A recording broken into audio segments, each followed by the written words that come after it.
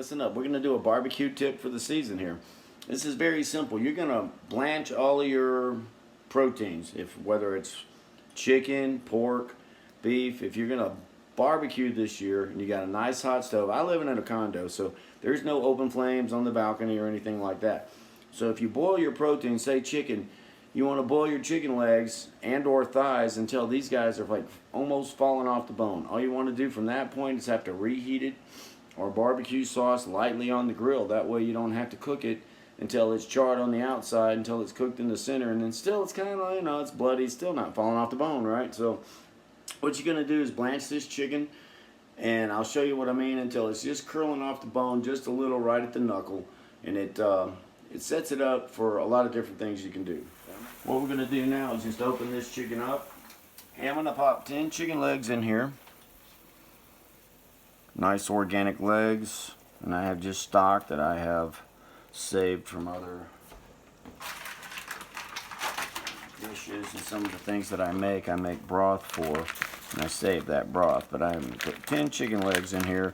We're going to poach these, and let these come to a boil, and then simmer them for about 45 minutes until they're practically fully cooked and falling off the bone. What I mean by that is they're going to start curling back off the bone right here, and then we're going to pull them and cook them down. We'll just cool them down and season them up and get them ready for other things.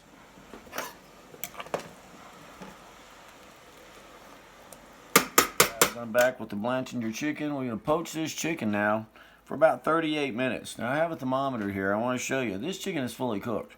Okay, this chicken is sitting at about an internal temperature of 189, 90 degrees. Okay, fully cooked, way over 165, but still not pulling off the bone.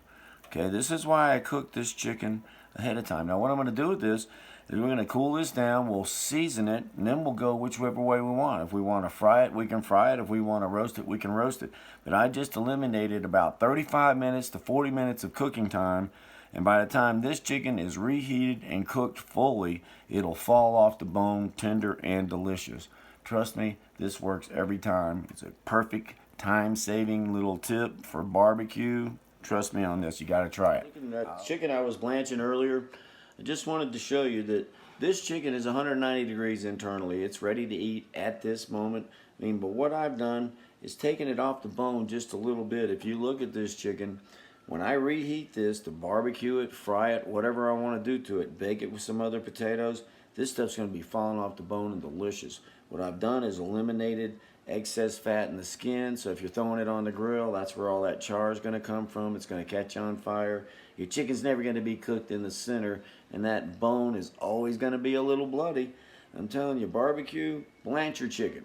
Okay, you're just going to poach it. I like to do these things. This is what I do for a living. I have to do this at work a lot because you just don't have the full cooking time to do that.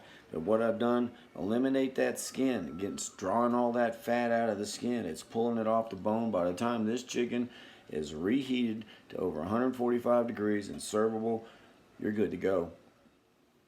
Okay guys, getting back to this chicken that we poached earlier, all we're going to do now is season this up with a little salt, pepper, and I'm going to add a little roast garlic seasoning because I like that on pretty much anything that I make anyway.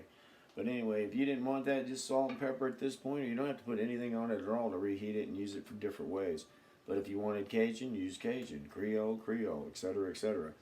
But if you wanted to fry it, just salt, pepper, thyme, seasoned flour, fry this. Or just bake it, don't fry it. Stay away from the grease. But anyway, at this point, you can season this any way you want. This is just pre-cooked, saves yourself some time. When you're done, it's going to look something like this. Again, you don't have to do this. It's an awesome thing to have laying around. So at this point, I'm going to cool this down and reserve it for later. It's a good tip for barbecuing. Anything else you need to do this summer, cut that cooking time in half and make that stuff fall off the bone. It is damn good. You got to try this. It's awesome. Let me know what you think. Subscribe. Give me a like.